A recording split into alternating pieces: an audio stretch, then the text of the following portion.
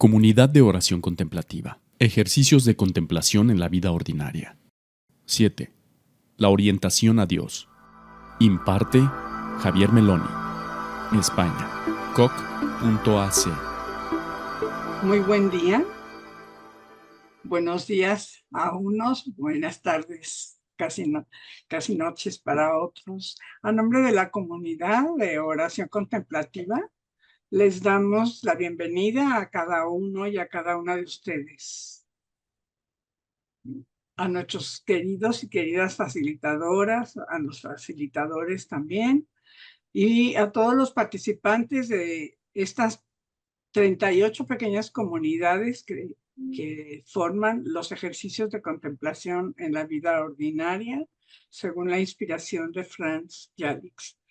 Bueno, afortunadamente hoy tenemos un horario que favorece a nuestros amigos y amigas de Europa, y entonces desde aquí saludo con mucho cariño a Inés, a Margarita y a toda su pequeña comunidad. Bueno, en nuestra plática anterior, en el sexto tiempo, a la luz del silencio, nos centramos en el concepto de la disposición para sufrir. Y hoy, contando con la valiosa colaboración del padre Javier Meloni, hombre de tanta luz en este movimiento contemplativo que nos hermana, iniciaremos el séptimo tiempo con el tema de la orientación hacia Dios. Bienvenido, Javier. Gracias por tu presencia. Te presentaré formalmente un poquito más adelante, pero queremos comenzar con lo esencial. Y te pedimos que nos guíes unos minutos de silencio, por favor. Gracias. Les agradezco, por supuesto, este espacio que vamos a compartir, por este camino que también compartimos. Pues entramos en este lugar sagrado al cual nos descalzamos. A lo mejor hasta iría bien descalzarse físicamente quien pueda, sino pues mentalmente, para entrar en tierra sagrada.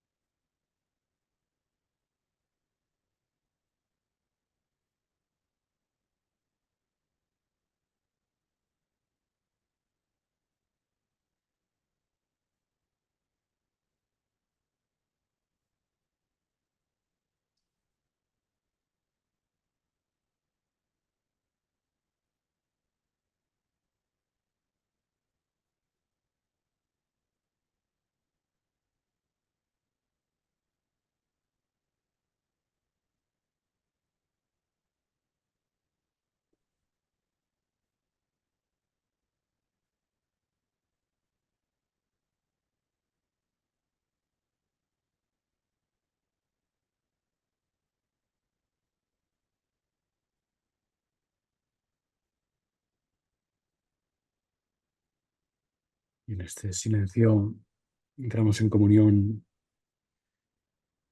desde diferentes países, continentes, en este mundo en llamas, para calmar esas llamas, transformarlas en luz.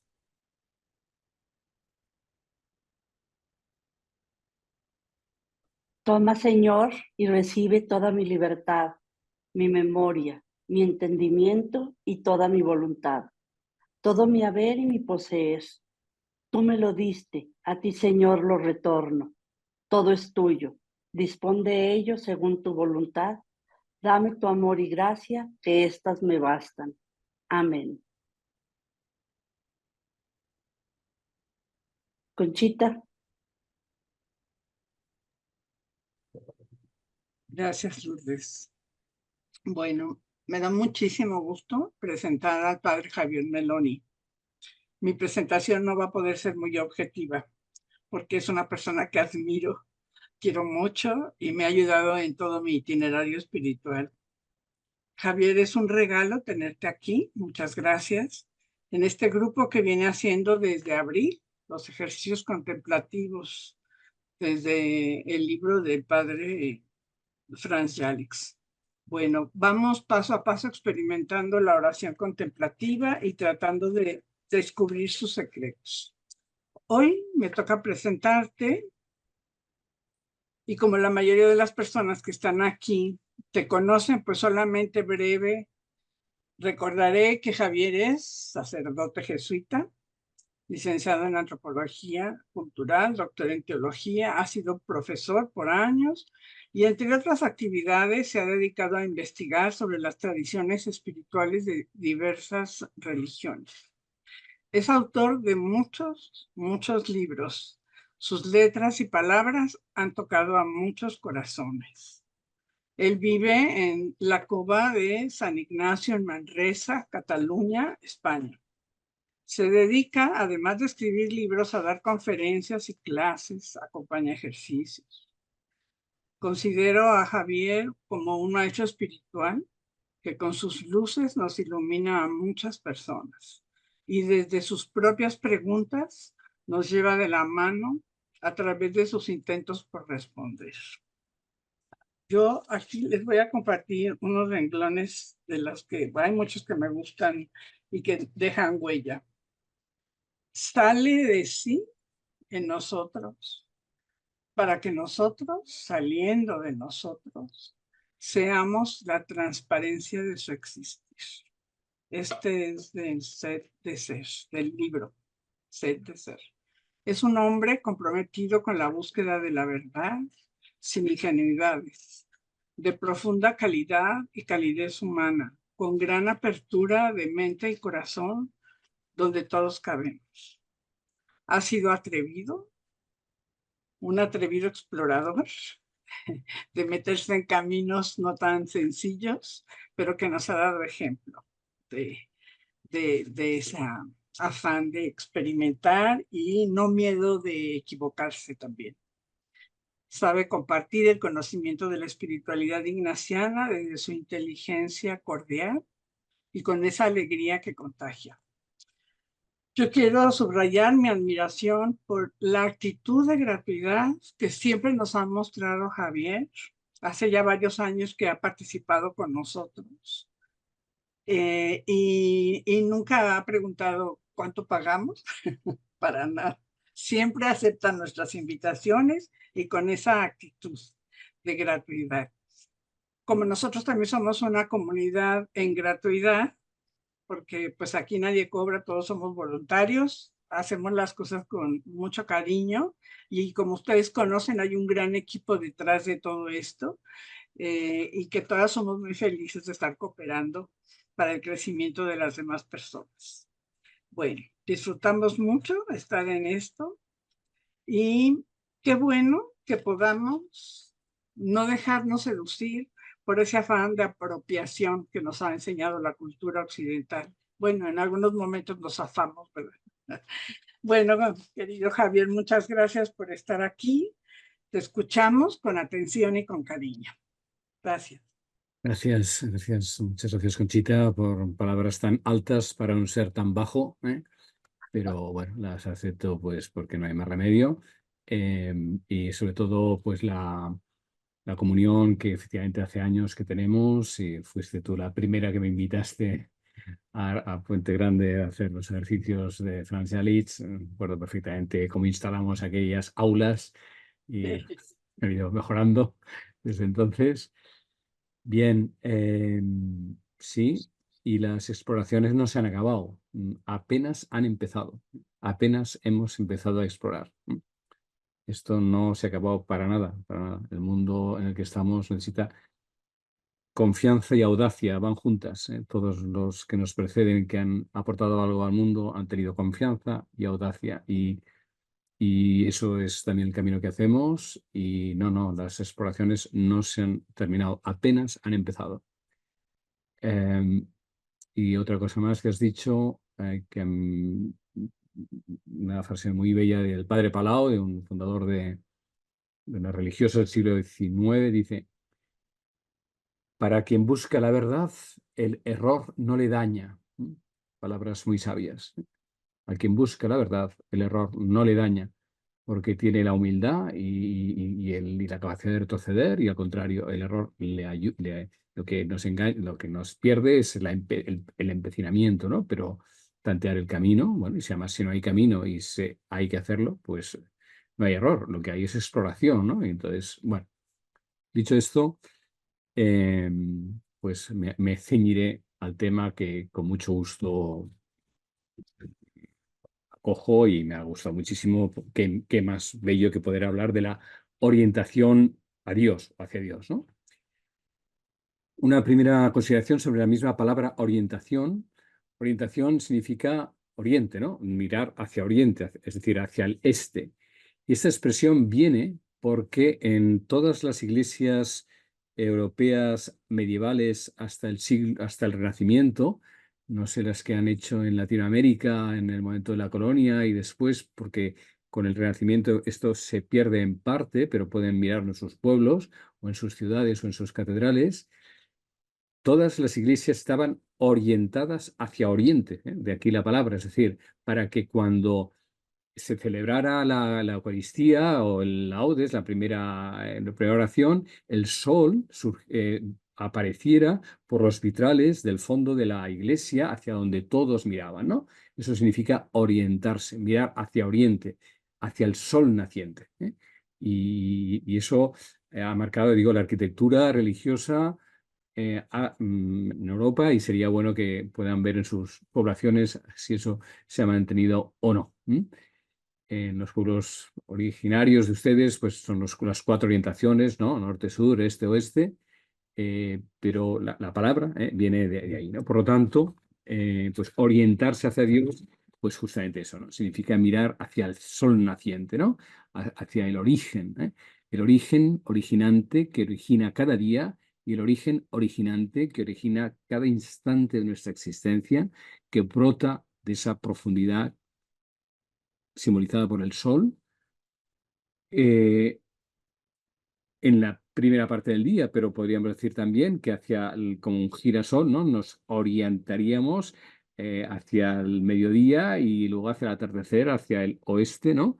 Y seguiríamos buscando. O sea, la orientación no acaba en la primera hora de la mañana, sino que Dios es origen del día, es mediodía, por tanto en lo alto, la mirada hacia arriba, y es también atardecer, y entonces nos vamos girando y va declinando el día, y siempre nuestra vida orientada hacia ese sol naciente, pero es también, podríamos decir, esa excepción muriente o declinante que ritma nuestras jornadas. Bien, pues esto es lo que hacemos evidentemente en la meditación, ¿no? Es algo muy importante que supongo que ya lo tendrán en cuenta y habrá sido dicho en algunas de las sesiones anteriores, pero es muy importante tener un tiempo, por supuesto, para la meditación, pero también un espacio, un tiempo y un espacio, es decir, un lugar en la casa, que puede ser un rinconcito muy pequeño si tenemos un pequeño apartamento; si la tenemos un poquito más grande, pues en un lugar más reservado para eso, pero basta con el rincón de la habitación donde uno está, basta con eso, reservado para la oración, ¿no? Porque el hecho de ir a ese lugar, que es diferente de la silla donde se lee el periódico, donde se coge se toma el celular o lo que fuera, donde se hacen otras cosas, no, es un lugar que tiene una imagen, que puede tener una vela, como la que hemos visto ahora al empezar, ¿no? El hecho de encender la vela, de sentarse, ya me orienta, ¿eh? Ya me orienta espacialmente hacia ese sitio que tiene el aura de la meditación que día a día se va acumulando en él y, por lo tanto, ayuda solo el lugar, que el lugar exista preservado para ello, a al centramiento, ¿no? Y ayuda también a la dispersión mental, porque sabemos que los lugares tienen su propia energía y más si las vamos cargando de oración, ¿no? Esa irradiación que produce la meditación queda impregnado en el rincón y eso ayuda a disponerse para cuando uno empiece. Y así no empezamos de cero, porque venimos, ¿no?, con todo el ruido que tenemos y el preservar un espacio, un lugar, además de un tiempo, evidentemente, tiene más importancia de lo que parece. Bien, pues, por lo tanto, esta orientación hacia Dios tiene este momento inicial del espacio orante. Si pues me pongo en un banquito, ya me pongo de rodillas, pero si estoy sentada, pues a lo mejor el descalzarse, o sea, el cambiar el calzado, hay cosas que son pequeños detalles que parecen secundarios, pero que no lo son tanto porque somos seres corporales, somos seres espaciales y todo aquello que cuidemos en ese entorno facilitará las distracciones que inevitablemente tenemos y más en una sociedad como la nuestra, en un tipo de ritmo como el nuestro, donde solo por desear tener media hora o una hora de meditación no vamos fácilmente a atravesar la zona de turbulencias, ¿no? Porque son muchas, ¿no? Y entonces, por lo tanto, repito, esta orientación hacia Dios tiene también un carácter espacial y concreto en el modo y lugar en el que voy a hacer la meditación. Insisto en que esto tiene más importancia de lo que parece. Bueno, San Ignacio en sus ejercicios, esto lo llama son las anotaciones, ¿no?, de los ejercicios y las adiciones, que son los previos para la oración, ¿no? San Ignacio lo descubrió en su tiempo, porque vivían en sociedades más corporales, ¿no?, y no tan mentales, ¿no? Bueno, esto quede ahí para irlo trabajando en sus espacios orantes o meditantes que tenga. Y luego, pues claro, cuando estamos en la meditación, que es donde vamos a ir adentrándonos, tomamos el primer paso, ¿no?, que es la conciencia corporal, la respiración, la conciencia de las manos. Todo eso son estadios preparatorios para estar aquí y ahora en el presente, porque solo en el presente se puede dar la percepción de la presencia. Si no hay autopresencia, no puede haber percepción de la presencia. Pero el peligro tal vez estaría quedarse solo en la autopresencia y no en recorrer lo que viene después. La autopresencia abre a la presencia, ¿no? Y es en esa apertura a la presencia donde podemos hablar de esta orientación a Dios, ¿no? Para ir en cada invocación del nombre que vamos pronunciando, irnos impregnando de esa inmensidad que su presenciación implica. Cuando pronunciamos el nombre, no estamos tanto haciendo una invocación, porque eso sería una oración de petición, no es tanto una invocación, aunque en algunos momentos puede ser una invocación, evidentemente, pero es más que todo una presenciación, porque en el camino que hacemos hacia la llamada no dualidad, ese Dios que estaría ante nosotros, como el sol que está ante nosotros, esa imagen, diríamos, sería insuficiente, porque Dios no solo está ante nosotros, sino está en nosotros, ¿no?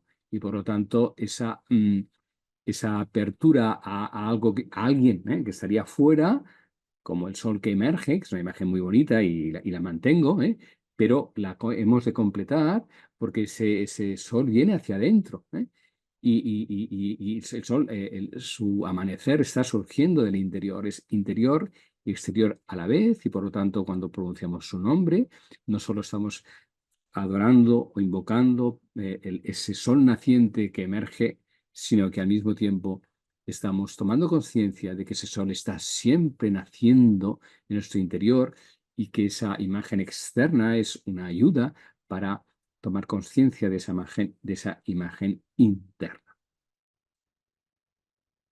Mm,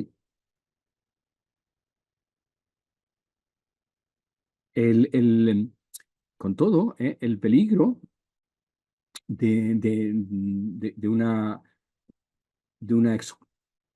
excluyente, digamos, ¿no? o excesivo inclinación hacia, digamos, hacia el Dios interior, tendría el peligro de psicologizar a Dios y de que quedara encerrado en nuestra percepción, nuestra emoción o nuestra sensación. Y ahí es donde yo creo que está puesto este énfasis de Franz Jalisch en la orientación a Dios, porque ese Dios que es interior y que es esa presenciación que hemos dicho, al mismo tiempo es inagotable e inacabable. Es el Dios siempre mayor, no un Dios mayor que sea lejanía, sino un Dios mayor que nos agranda interiormente. Es un Dios que nos trasciende, que no se acaba en nuestro pensamiento, ni en nuestro sentimiento, ni en nuestra percepción. Es el Dios siempre mayor, que evidentemente al mismo tiempo es el Dios siempre más íntimo a mi propia intimidad. San Agustín, Deus semper maior, Dios siempre mayor, y Deus intimor intimo meo, Dios siempre más interno a mí. En ambos casos no me quedo en la franja del psiquismo, sino que voy más allá de la oración psíquica, digamos, que está todavía ligada a pensamientos y sentimientos. Voy a leer en varios momentos unas palabras de un santo padre, padre del desierto, Isaac de Nínive. No es muy conocido porque ha sido redescubierto en tiempos un poco posteriores y además no está entre los autores de la Filocalia porque es un autor sirio y no de la iglesia nestoriana y no de la iglesia ortodoxa, bueno, de la iglesia más oriental. Voy a leer algunos de sus textos porque creo que nos va a ayudar a qué significa a ir más allá de nuestro yo psíquico para ir a esa orientación al Dios que nos trasciende. Dice así en el discurso 20 de los segundos discursos, de la segunda serie de discursos, una edición reciente que ha publicado Sígueme. Leo. Estos son los tres tipos de emociones y de pensamientos y la forma de reconocerlos. Alguien cuyo conocimiento no supera el ámbito del cuerpo no puede encontrarse en sus pensamientos por encima del miedo y de la muerte, sino que continuamente temblará con su solo recuerdo porque no piensa más que en las cosas corporales a partir de las cosas corporales. Por eso está continuamente presente en él la duda respecto de la resurrección, ¿no? O podríamos decir incluso de la transformación interior. La meditación me va a transformar, no voy a quedar siempre en lo mismo. Está enredado en un momento todavía como muy básico y muy elemental, digamos así. Si vive como una persona psíquica, por tanto, segundo nivel, que es el nivel del alma, es el temor de su propia alma lo que le afecta. No piensa en lo que le pertenece al cuerpo, en su muerte física o en sus tribulaciones, en sus bienes o en sus males. Sin embargo, aún acogiendo todo esto sin dificultad por causa de las realidades futuras, como alguien que está verdaderamente dotado de razón, todavía posee únicamente aquellas cosas que son propias del alma, es decir, del psiquismo. Una reflexión incesante sobre los asuntos que conciernen a su transformación y a los temores que sigue teniendo. En cuanto a la persona espiritual, tercer nivel, nada de lo anterior se aplica a ella, sino que se mantiene en pie, ya resucitada en el conocimiento y gozo de Dios, porque se ha convertido en hijo, en hija y en familiar del misterio de Dios. Por tanto, 3 niveles, es una clasificación muy clásica: corporal, psíquico, espiritual. Y entonces el tipo de pensamientos o de distracciones que tenemos, ahora es lo que se refiere. Así, cada uno puede reconocer la medida de su propio conocimiento y de su propia conducta o condición a partir de la emoción que surgen de ella en continuidad, discerniendo en qué estado se encuentra por los modos concretos de comportarse y de conocer lo que caracteriza esta morada presente cuyos días acabarán. Por lo tanto, está describiendo estos, podríamos decir, ¿no?, principiantes, avanzados y perfectos según las tradiciones, las denominaciones antiguas, digamos, ¿no?, que responden a 3 estadios, a 3 momentos del camino, que no son lineales, porque resulta que sí que hay una linealidad de fondo, porque vamos creciendo, evidentemente, pero luego estos 3 tipos de pensamientos o distracciones también se entremezclan, ¿no? No son tan claramente lineales, ¿no? Entonces, lo que acabamos de leer es que, según los pensamientos que suelen surgir en mí, qué tipo de preocupación o de distracción aparece en mis pensamientos, puedo tener una idea de en qué momento me encuentro del camino. No para juzgarme, no se trata de entrar en un juicio, pero sí de tomar conciencia de cuál es la abundancia de tipo de distracciones o pensamientos que tenga, porque eso habla del lugar en el que estoy, ¿eh? Y entonces, en función de eso, puedo saber cuál es hacia dónde tengo que poner la atención, ¿no? Bueno. Porque sigo con él, con Isaac el sirio, dice: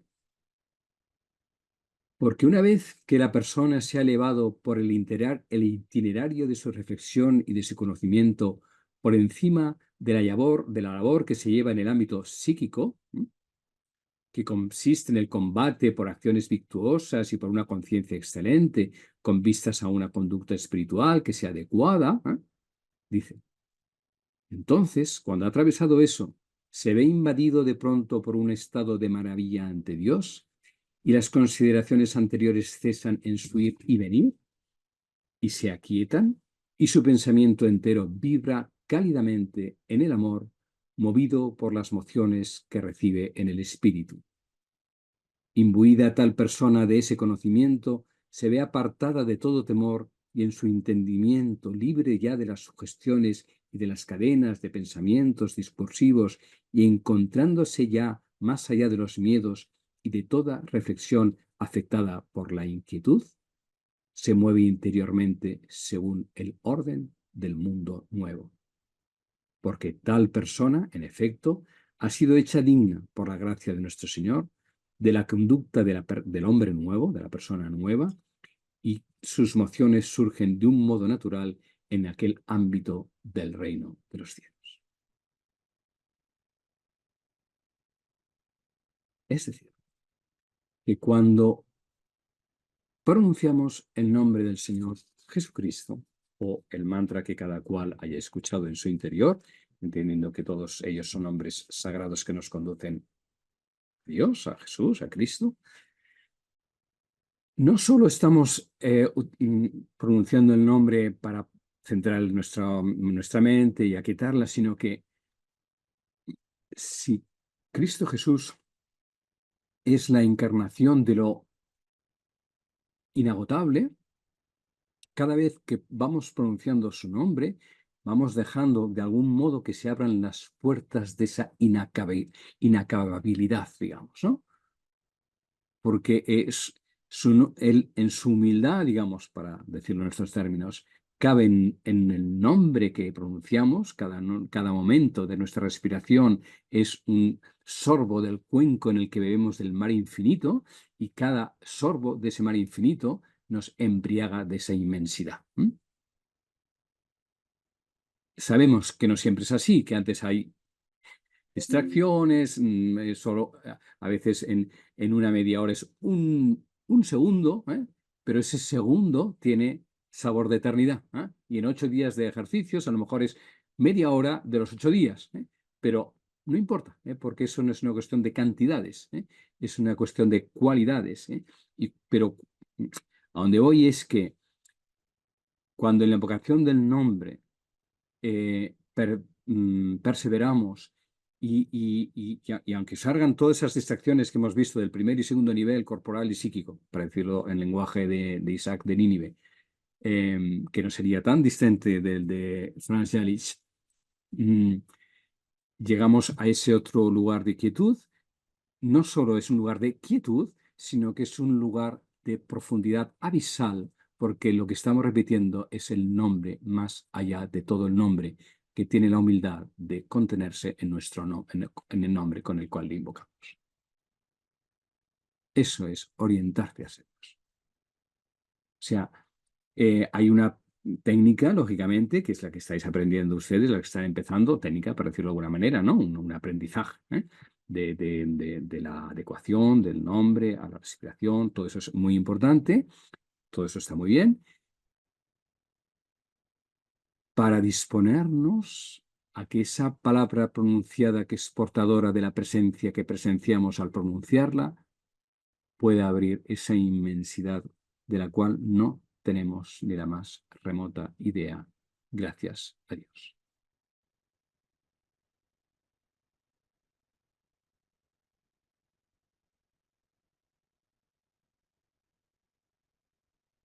Entonces pueden surgir lágrimas de consolación, que es de las cuales habla también Isaac, el sirio. Leo un tercer texto suyo. Dice: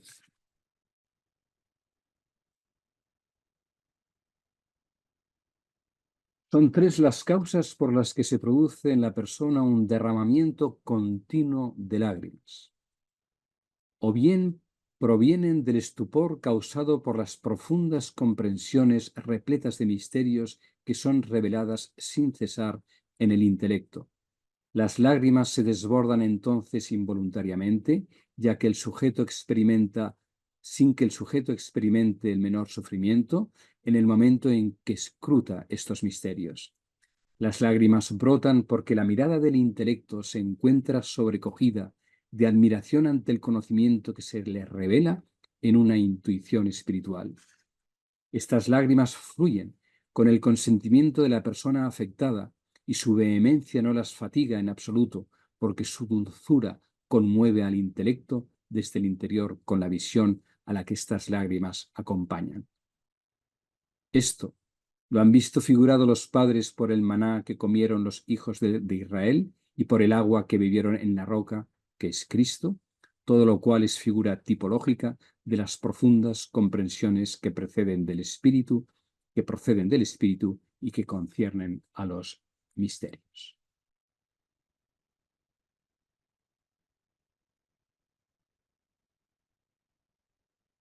O sea, que la invocación del nombre de Jesús es mucho más que un modo de tener, aquietar nuestra mente y, como decíamos, invocar su nombre. Está bien, lógicamente, es así. Pero eso no es más que el umbral de todo aquello que está contenido en el misterio de Cristo Jesús, del cual apenas sabemos un balbuceo. Pero no hay prisa. Eso lo decimos no para saltarse los pasos que hay que hacer, sino para recordar el horizonte hacia el cual nos encaminamos. Ampliamos el horizonte, porque muchas veces nuestros horizontes son estrechos.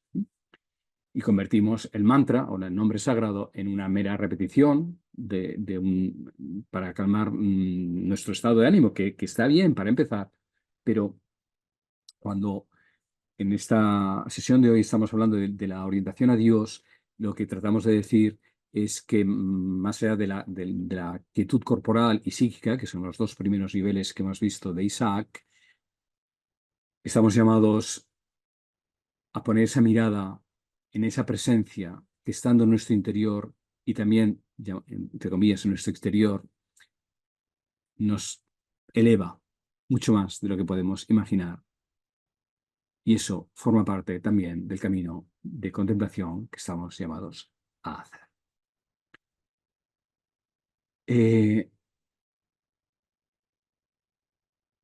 Acercando un poco más todo esto que puede quedar como muy alto, y está bien en el paisaje recordar que en la Tierra, en el planeta Tierra, están los Andes, están las montañas altas de nuestros países, y no por ello hemos de tener que ir. A lo mejor vamos al cerro de nuestra ciudad, que está muy bien porque es lo que tenemos acceso, pero el cerro de nuestra ciudad no es la última montaña que hay en nuestro país ni en los continentes, sino que eso forma parte del paisaje que nos acompaña, aunque yo esté a lo mejor, pues eso, en mi cerro, y está muy bien.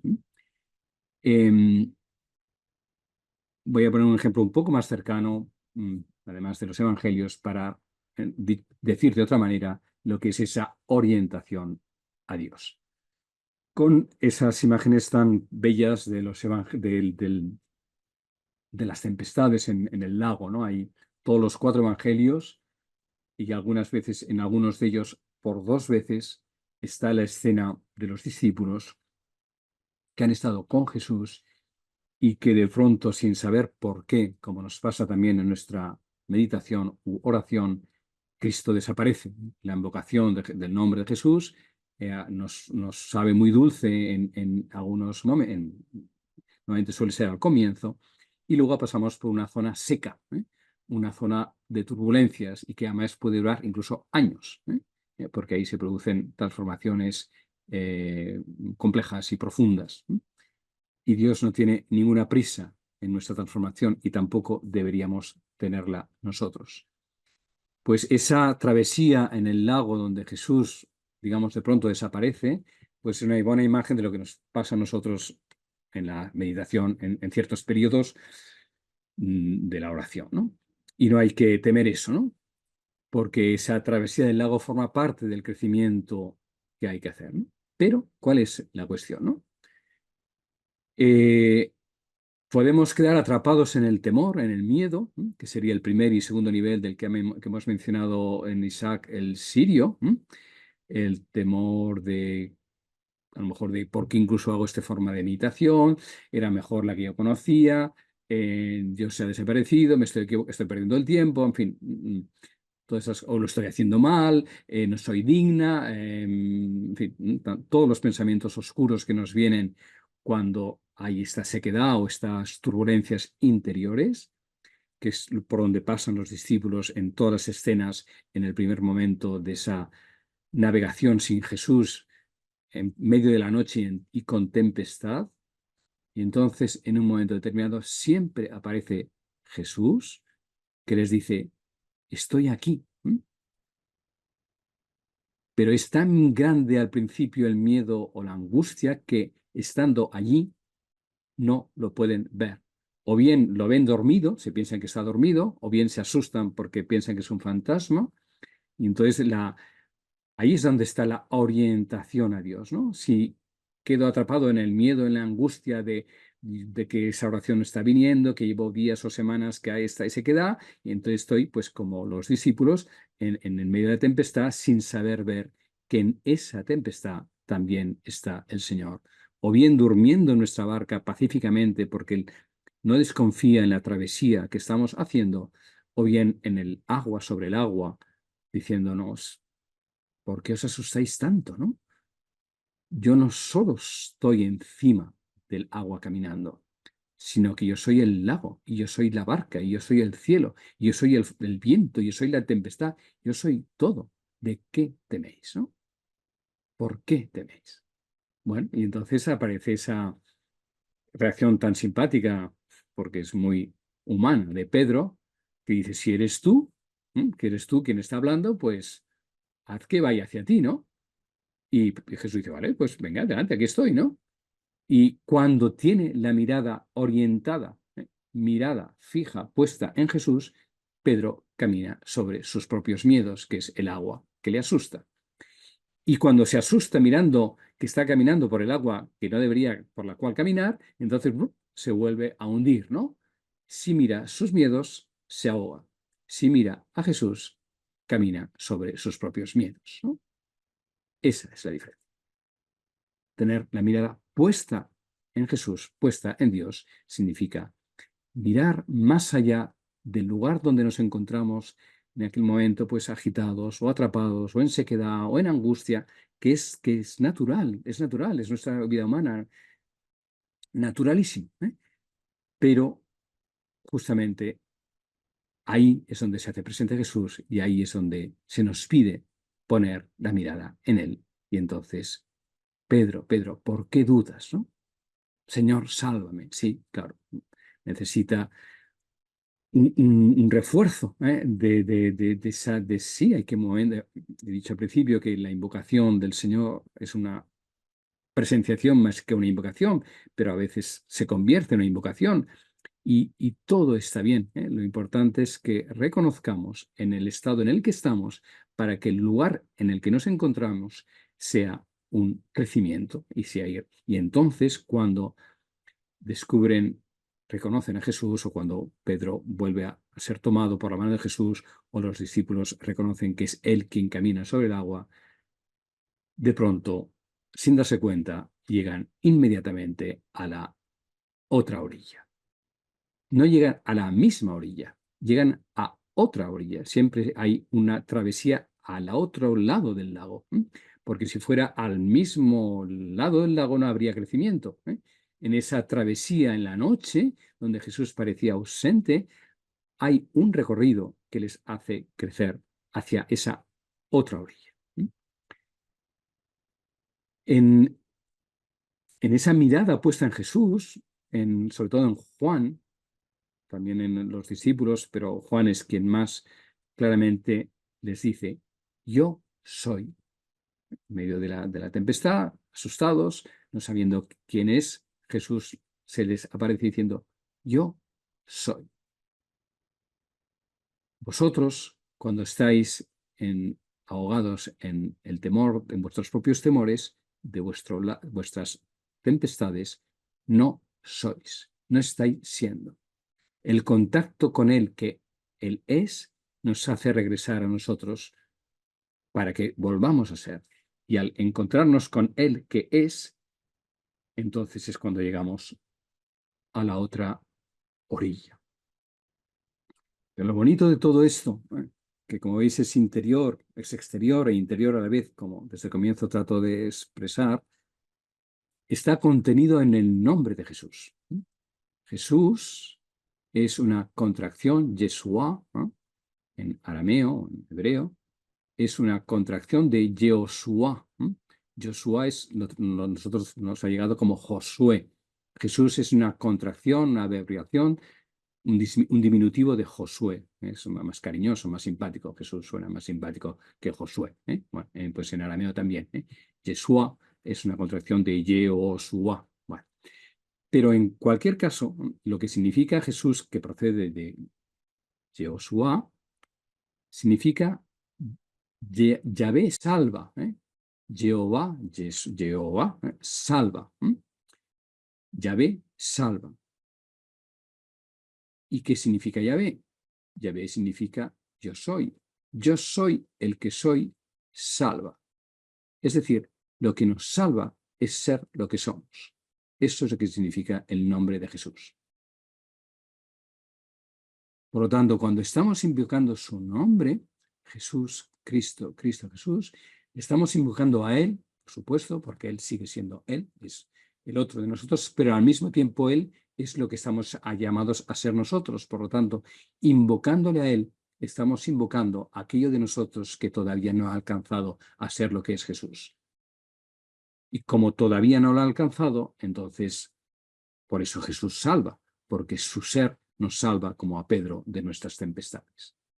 Lo importante es no alargar demasiado tiempo nuestra angustia en medio del lago y que brote de nosotros con toda la fuerza el nombre de Jesús, porque Él nos dice, aquí estoy para recordaros que yo soy lo que vosotros estáis llamados a ser y vengo desde esa otra orilla, que es la infinitud del Padre, a la cual vosotras estáis llamadas también a acceder, ¿no?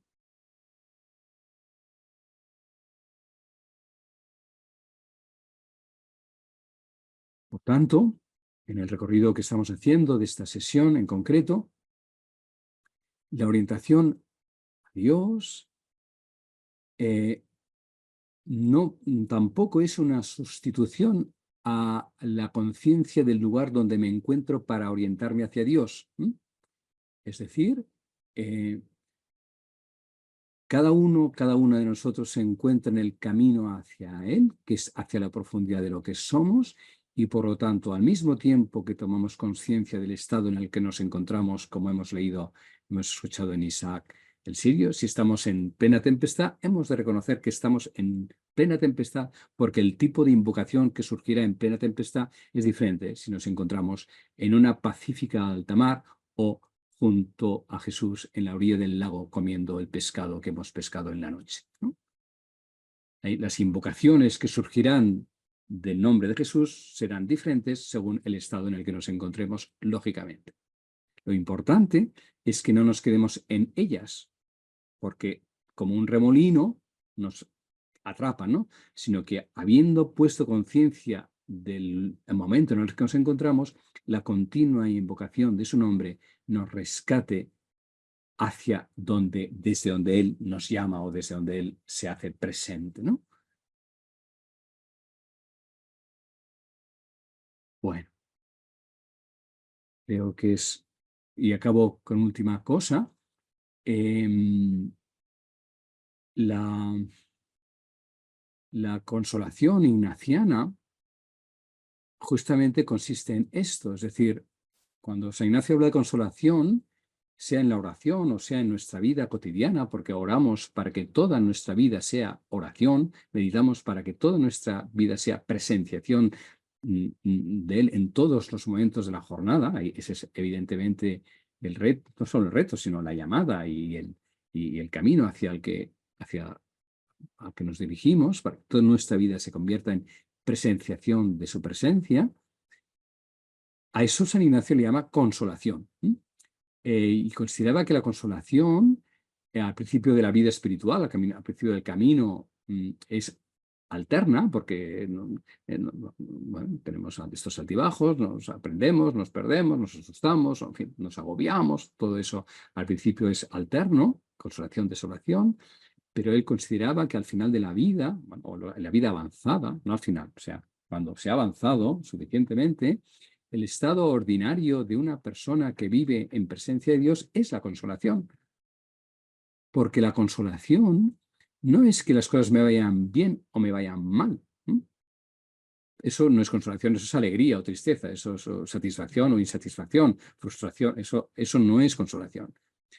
Lo que es consolación es que todo aquello que vivo, lo vivo en presencia de Dios y hacia la presencia de Dios. Y él dice concretamente, leo en el número 316 del libro de los ejercicios, dice: llamo consolación cuando en el alma se causa alguna moción interior, movimiento interior, con la cual viene el alma a inflamarse en amor de su Creador y Señor, y consiguientemente cuando ninguna cosa creada sobre la faz de la tierra puede amarse en sí, sino en el Creador de todas ellas. Es decir, que lo que produce consolación no es, como digo, la satisfacción de lo que se tiene o no se tiene, no, sino que lo que se tiene o incluso lo que no se tiene se vive en presencia de Dios, porque todo lo que nos llega procede de Él. Y si nuestra mirada está puesta en Él y no en las cosas concretas que proceden de Él, somos mucho más libres y más estables en nuestro gozo interior, que es lo que llama San Ignacio, consolación, que no de la dependencia de los logros o fracasos, de las ausencias o presencias, de las pérdidas o ganancias en las que estamos todos tan atrapados, ¿no? Por lo tanto, la invocación continua del nombre del Señor en la oración, cuando la hacemos espíritamente, pero que luego va dejando en nosotros un eco que se va extendiendo a lo largo del día, a lo que nos lleva es a ese estado de consolación, porque todo se vive en presencia de Dios. Y esa es ver a Dios en todas las cosas y todas las cosas en Dios, ¿no? Eso es el ideal de la espiritualidad ignaciana, ¿no?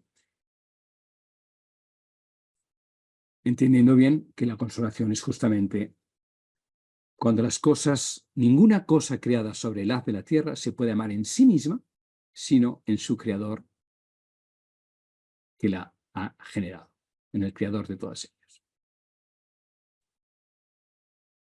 Y entonces dicen, finalmente llamo consolación todo aumento de fe, esperanza y caridad, toda alegría interna que llama y atrae a las cosas celestiales y a la propia salvación del alma, aquietándola y pacificándola en su Creador y Señor. Aquietándola y pacificándola en su Creador y Señor. Porque en Él somos, nos movemos y existimos, y las cosas tanto agradables como desagradables no nos distraen de ese fondo desde el que todo surge y a lo que todo retorna, como nosotros mismos, nosotras mismas estamos surgiendo y retornando en cada instante de la fuente originante que nos hace ser. Eso es estar orientados hacia Dios.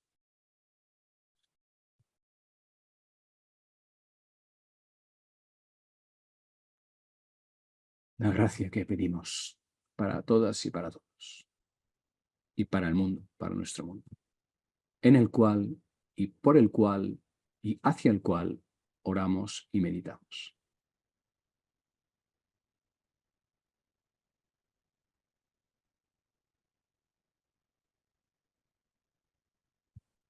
Que así sea. Muchas gracias. Muchas gracias.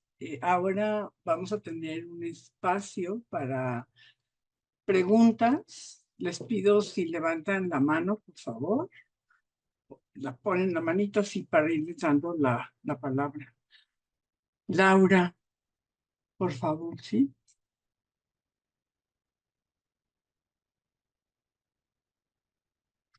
Adela, a ver, es que no puede quitar el micrófono. ¿Sí?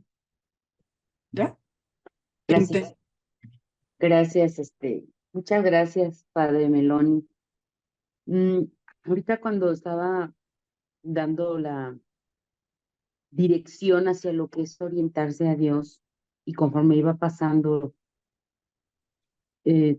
cada una de las palabras y de lo que nos daba también en lectura, hay una parte donde a mí me ha pasado que cuando estamos dejando el tiempo anterior, que es el nombre de María, y luego nos insertamos a este nombre de Cristo Jesús, en la práctica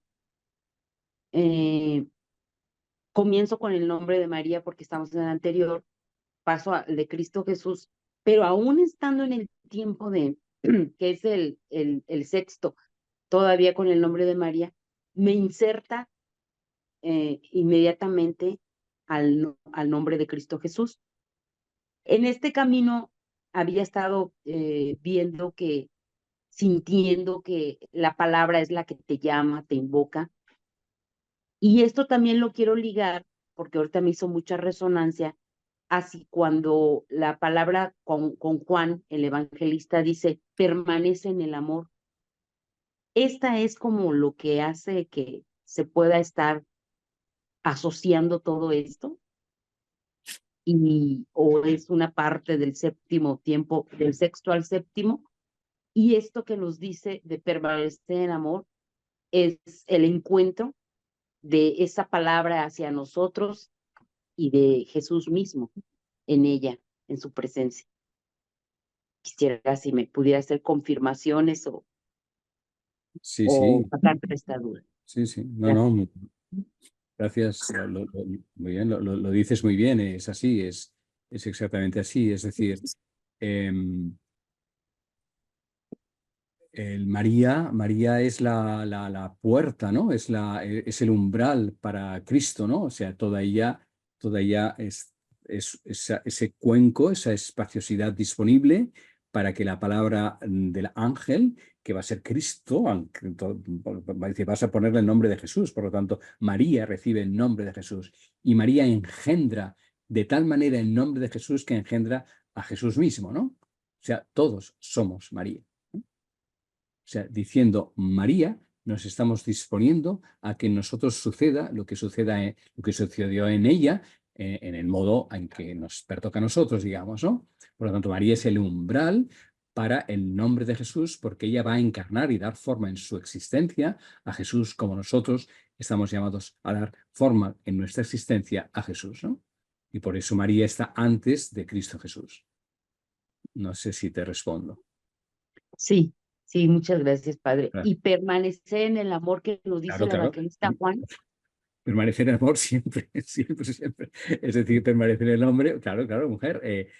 O sea, permanecer en el amor significa que las 24 horas del día estamos llamados a meditar. O sea, el camino de contemplación que ustedes están comenzando tiene un aspecto, digamos, metodológico en este comienzo, pero hacia donde van es a que ese nombre del Señor, de Cristo Jesús, o el nombre que ustedes escuchen, y que sea el que realmente adecuado para su interior,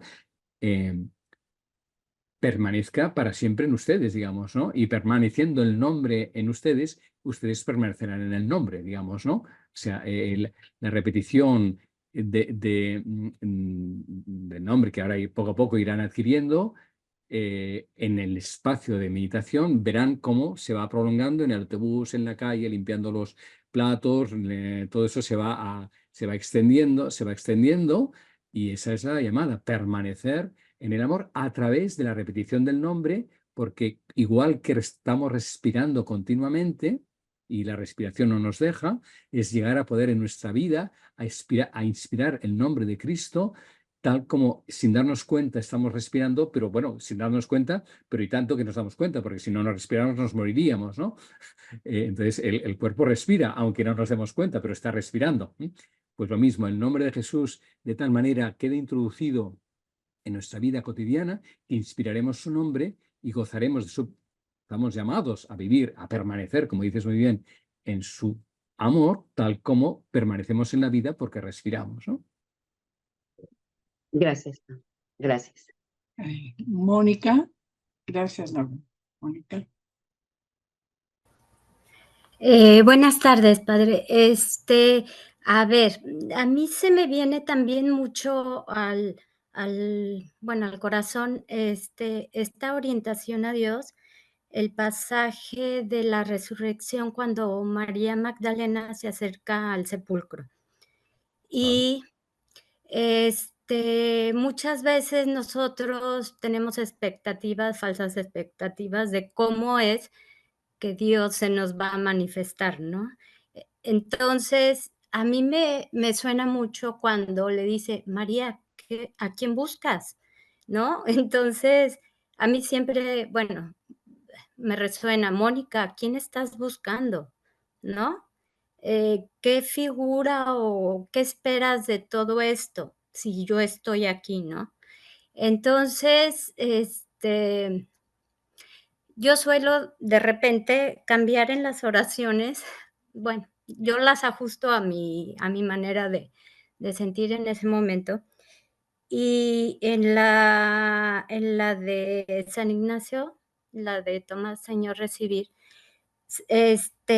yo le pido más que dame, Señor, tu amor y tu gracia, porque yo sé que ya eso ya está dado. Le pido la capacidad de acoger ese amor y esa gracia.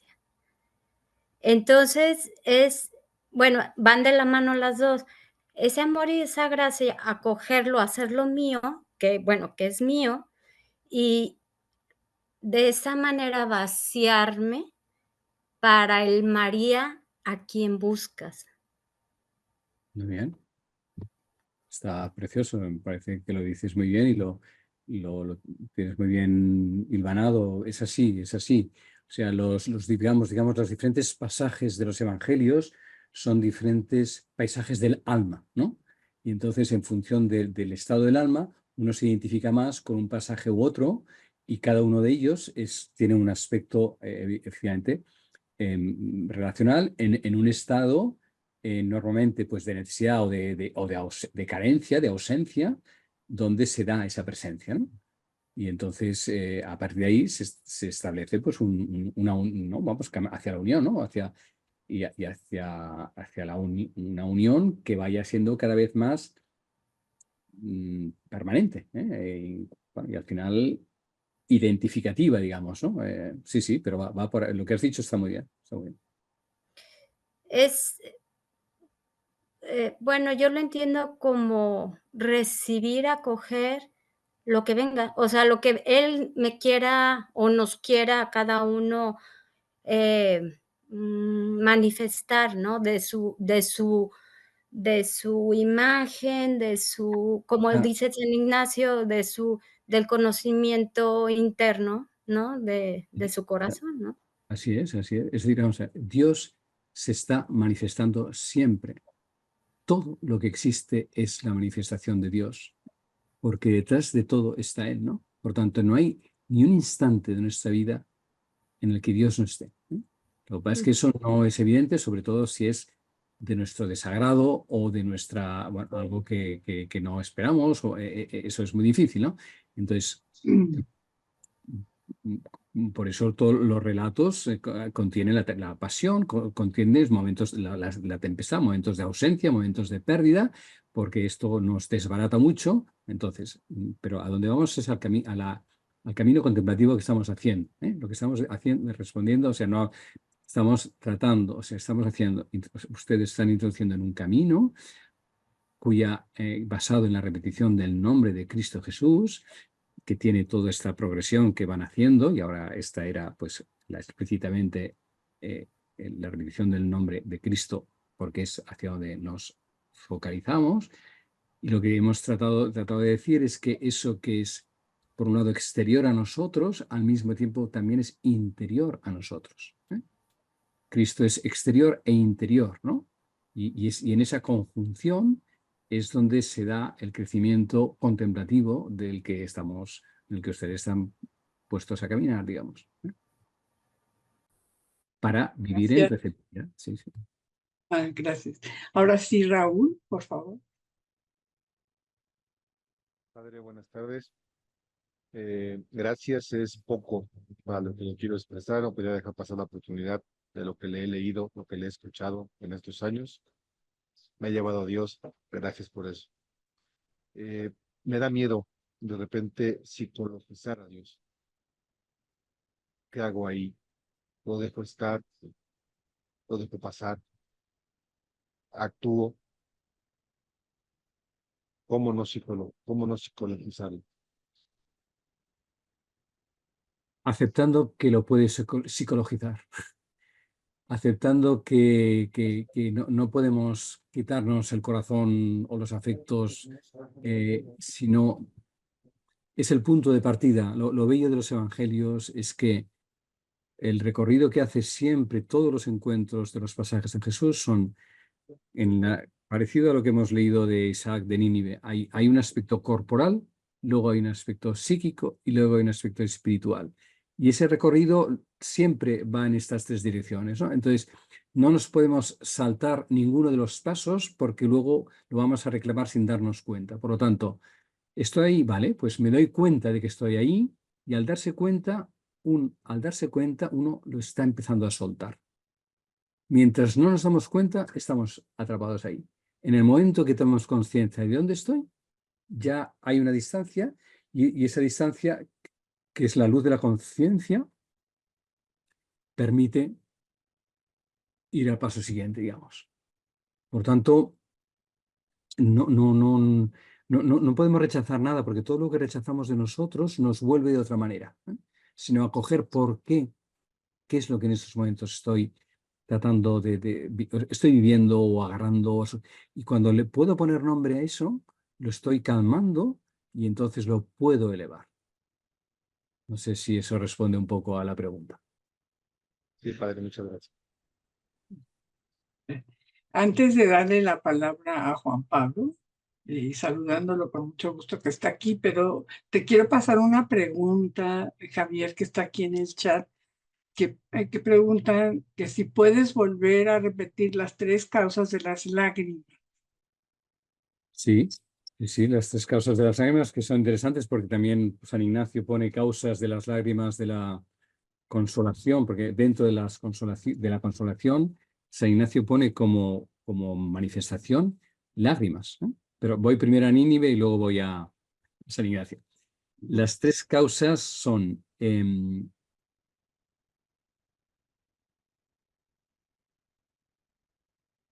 por el deslumbramiento, o sea, por la sorpresa, el estupor que crea la inmensidad de Dios, o sea, ante la grandeza de Dios, pues sale esas lágrimas de agradecimiento, de conmoción, o sea, es pura maravilla, digamos, ¿no? Puro estupor.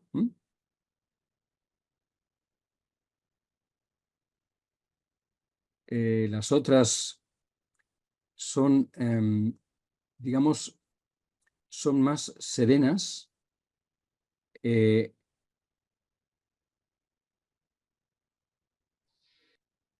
decir, unas son más por un aspecto cognitivo de conocimiento ante lo que de pronto uno comprende, o de pronto ha estado todo un tiempo sin entender, y de pronto se hace una luz.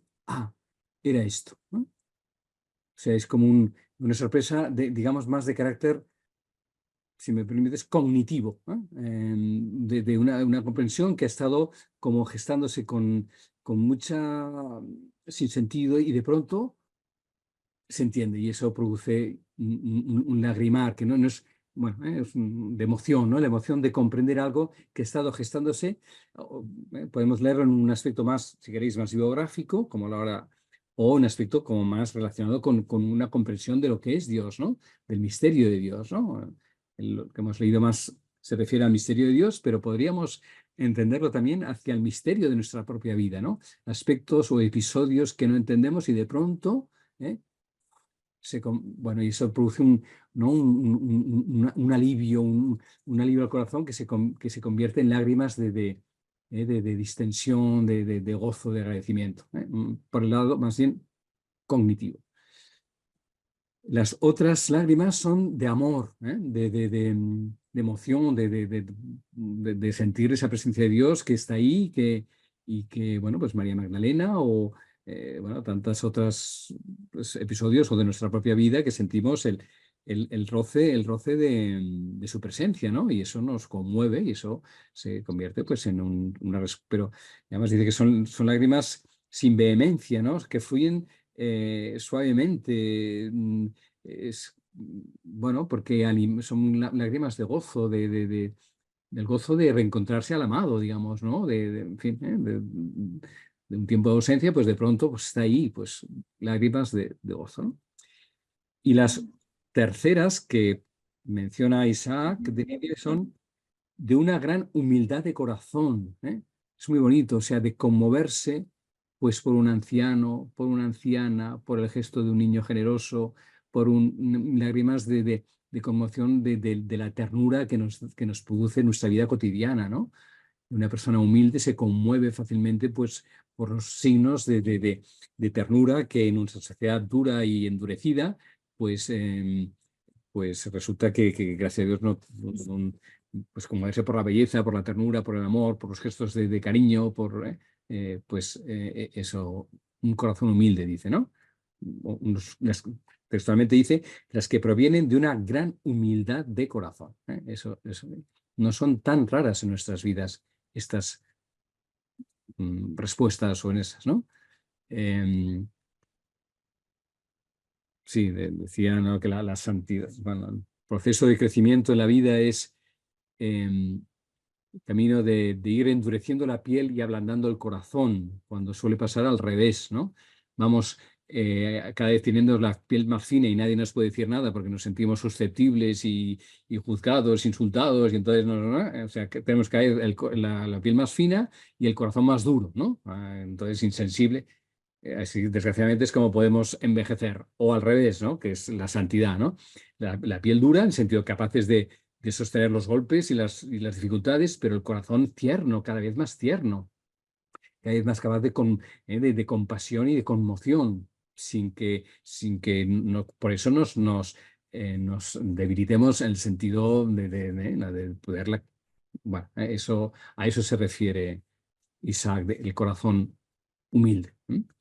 Y San Ignacio habla de las lágrimas, dice, ya sea o por el dolor de mis pecados, o por la pasión de Cristo, o por cosas en derechos ordenados a su servicio y alabanza. Es decir, las lágrimas por el dolor de mis pecados es, bueno, pues la capacidad de reconocer que, sea de autocuestionamiento, ¿no? De que he hecho daño, ¿no? Y que haber hecho daño me hace daño.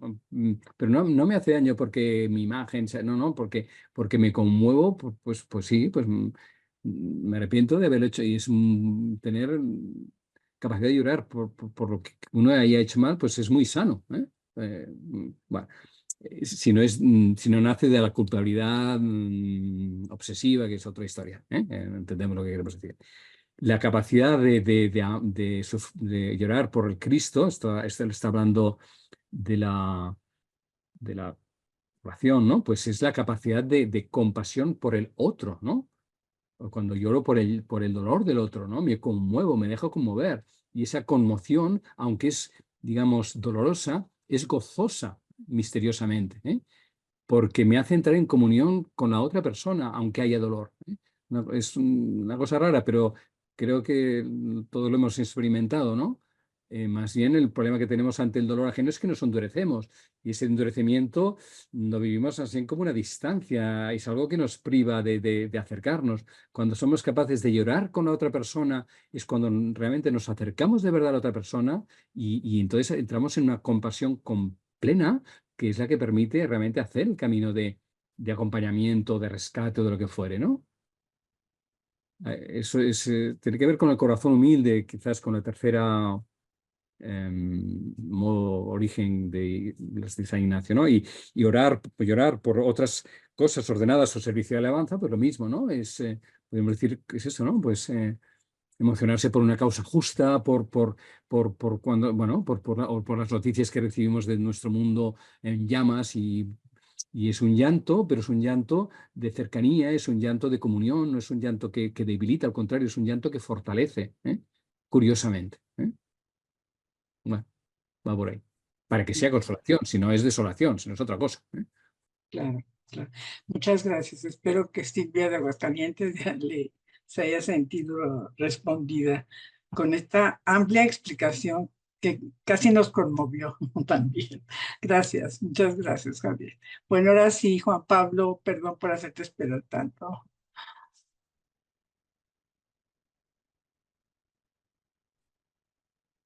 Hola Javier, muchas gracias por Buenas tardes. esta guía. Oye, yo te quería preguntar como una orientación, un consejo muy práctico. Me pasa muchas veces que después del tipo de oración se trata de estar en la presencia de Dios, pero la presencia de Dios o la búsqueda o la conciencia de la presencia de Dios me dura la primera hora o 2 horas del día, y luego ya me voy en la vorágine de lo cotidiano y me revuelvo. Y también los retiros, después de un retiro de 8 días, igual la conciencia de la búsqueda y la presencia de Dios me dura 2 o 3 semanas, pero otra vez me revuelca. Entonces te quería preguntar si hay algún consejo o alguna orientación práctica para que este recordatorio vaya más allá del tiempo de oración de todos los días. Primera de todas, no dejar el tiempo de oración. Primera de todas. No dejar ni los 8 días, ni dejar porque aunque te parezca que el resto del día no se ha desconectado, no se ha desconectado tanto. Porque si no hicieras ni siquiera esa hora o 2 horas, el resto del día todavía sería mucho, mucho más ruidoso. Por lo tanto, no dejar ese primer momento. Ahora bien, sin dejar eso, se pueden ir encontrando durante el día pequeñas pausas que permitan reconectarse con la presencia del Señor. En la medida en que se va practicando la repetición del nombre, se va incorporando la respiración, ¿eh? Entonces, todo lo que sean poder caminar hacia los lugares en la medida que se pueda. Entiendo que si trabajan en la otra punta de la... bueno, o sea, pero incluso en el mismo auto, pueden estar oyendo las noticias o cualquier cosa, o pueden dedicarlo a la oración. Es decir, hay muchos más momentos de los que parecen durante el día, que suelen ser transiciones, las transiciones de una cosa a otra. Ahí son cuñas donde se puede poner la presencia de Dios. Una cosa muy bella es cuando voy a comenzar algo, desde una llamada del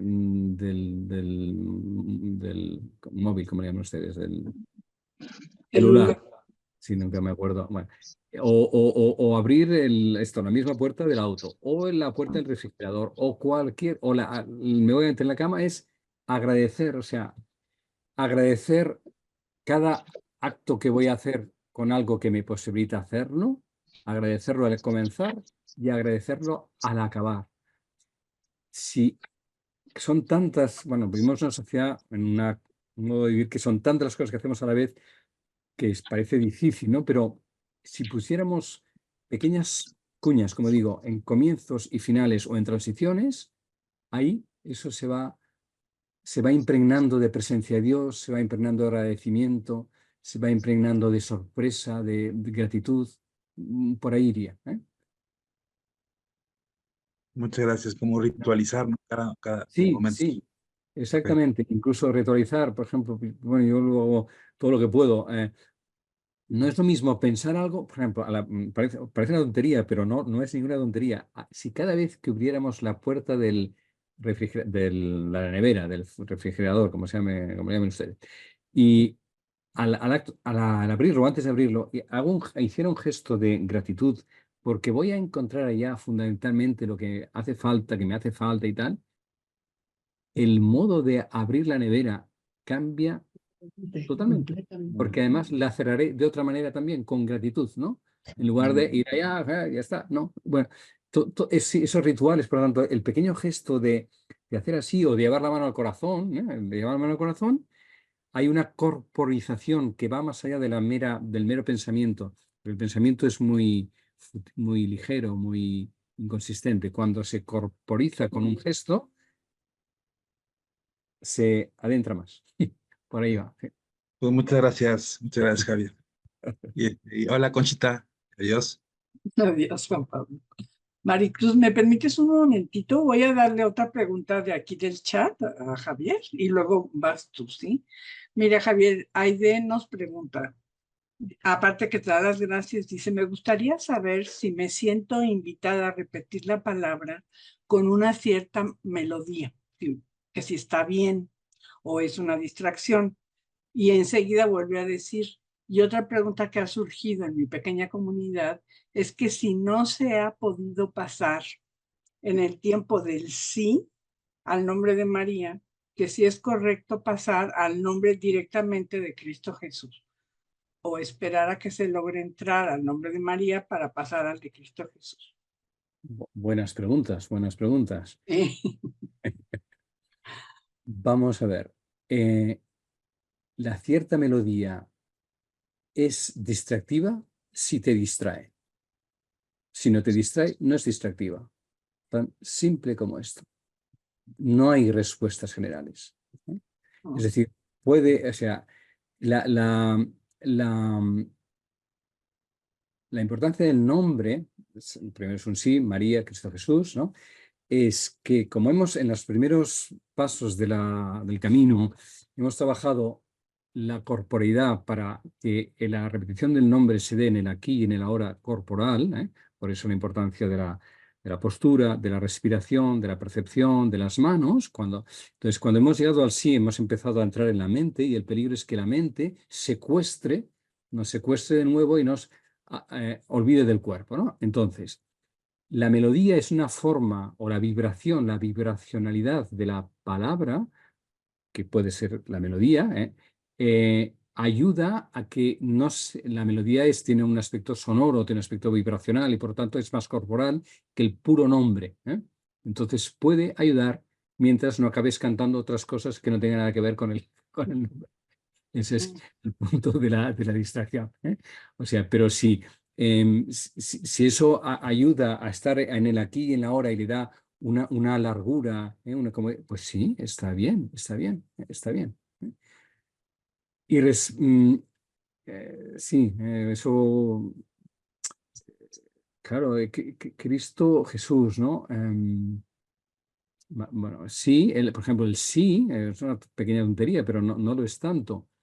El sí castellano no es el sí húngaro, o el sí alemán, porque cuando esto empezó en Alemania, sí se dice ya, y ya no suena igual que sí.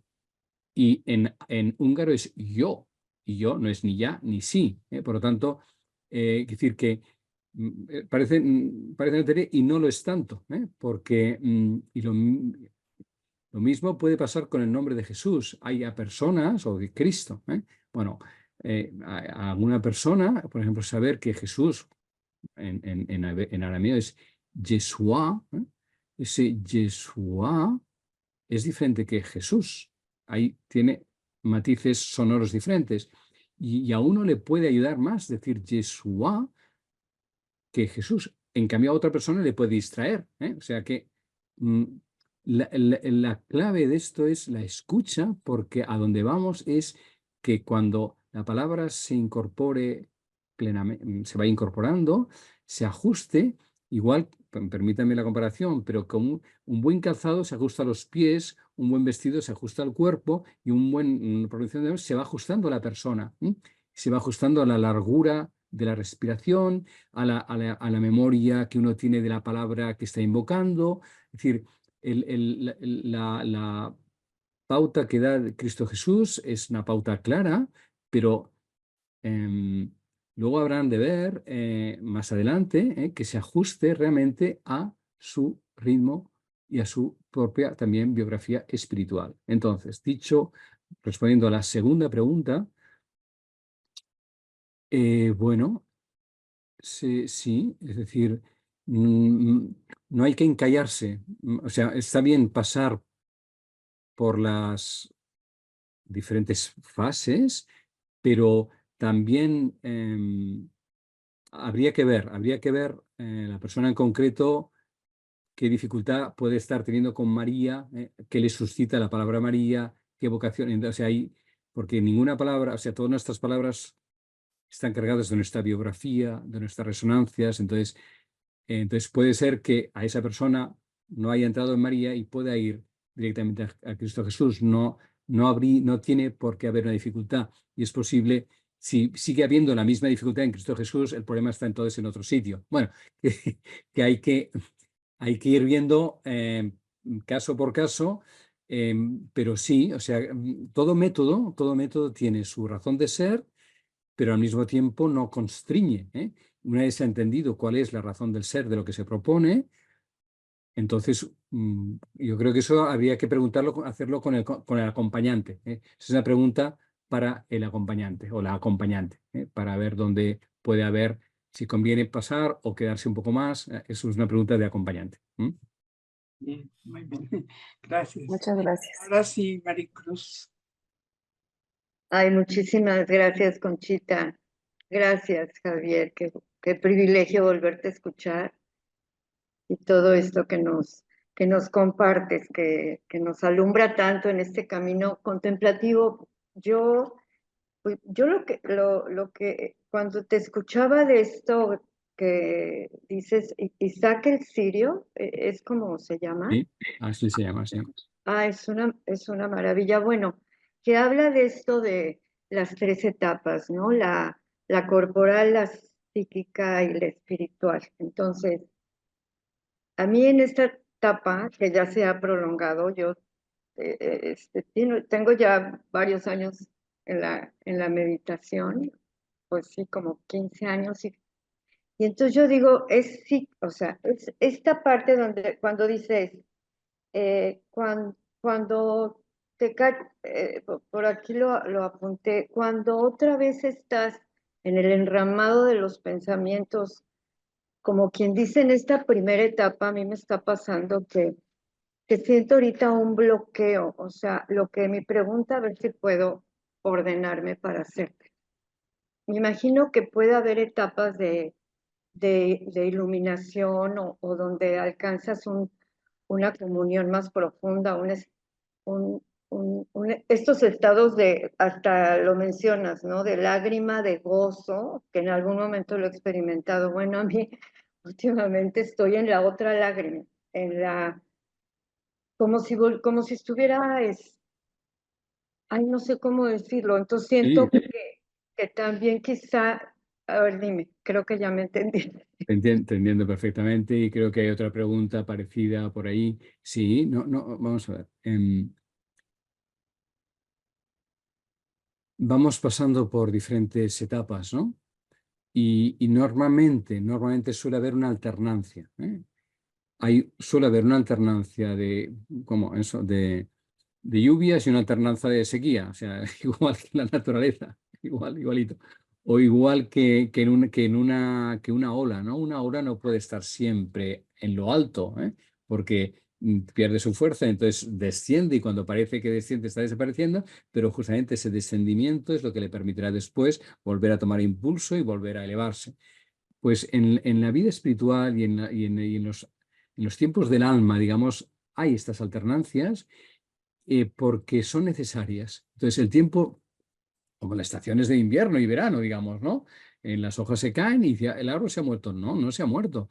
El árbol está trabajando en la raíz y se está vigorizando para que broten de nuevo. Cuando broten de nuevo las ramas y las hojas, brotará con el vigor, porque siempre con hojas, bueno, sí, también hay árboles perennes, también los hay, pero más bien en la vida espiritual son caducifolios, somos caducifolios, o sea, hay alternancias, ¿eh?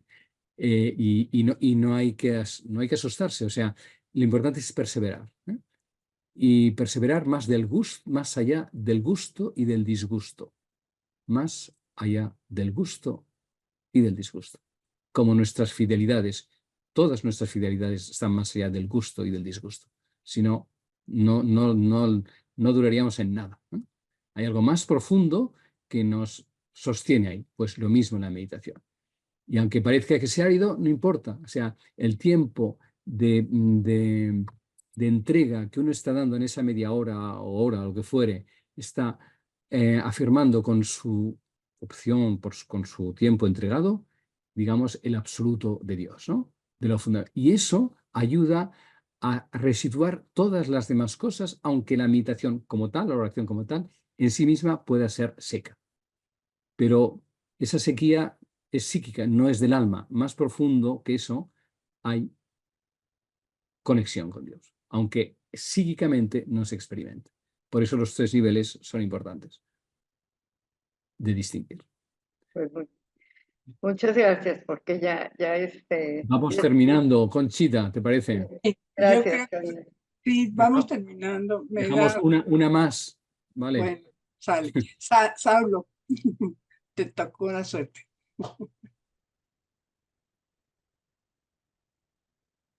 No oímos, Saulo, no se oye.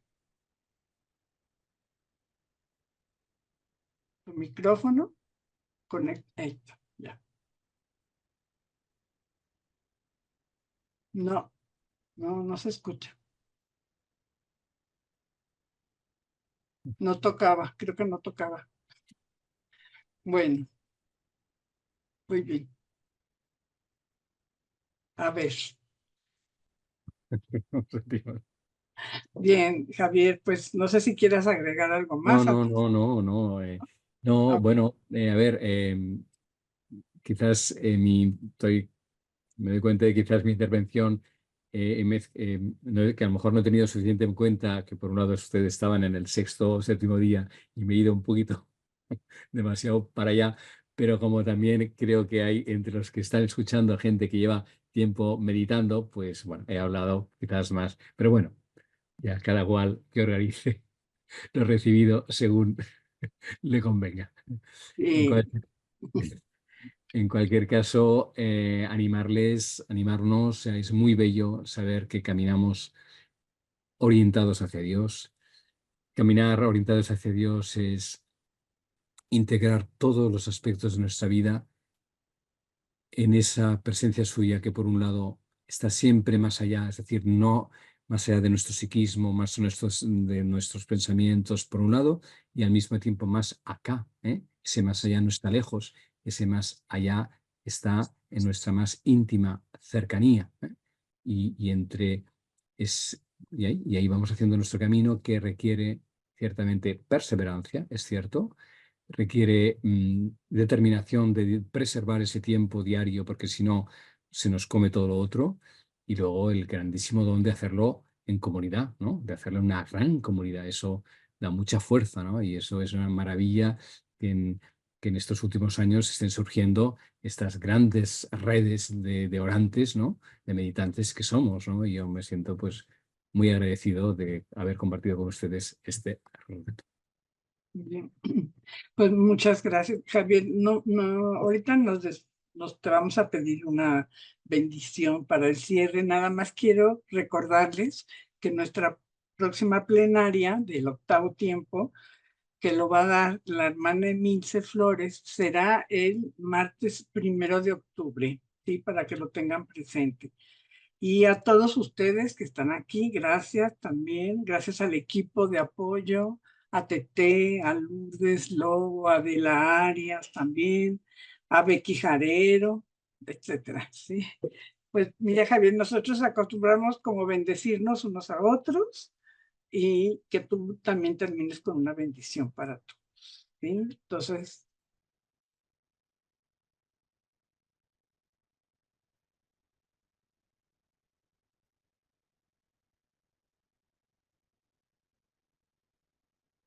el flujo de Espíritu Santo que en estos momentos sale de cada mano y de cada corazón y que nos envuelve a todos en esta comunidad orante y meditante para el bien del planeta y propio,